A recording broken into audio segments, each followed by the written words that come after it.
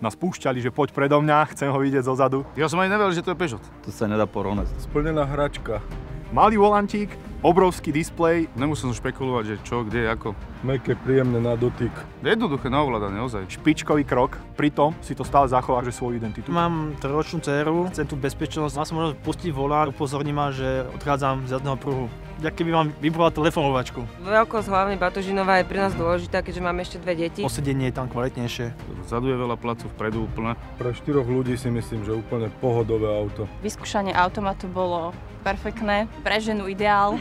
Tuším, v tom GT bola tá 10 repraková sústava, znela naozaj tučne. Kam som pohol s ním, išlo to aj to auto, a tom športovom režime ani nehovorím. Keď stúhol ten volant, tak to bolo úplne o niečom inom. Vedel by som si predstaviť aj 600-700 km kúse prejsť na tom aute.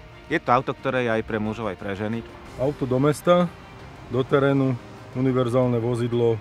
Akože klobúk dolu. Pôsobí prémiovo. To intim, čo v tom aute je, za mňa naozaj, ako keby mi to ušli na mieru.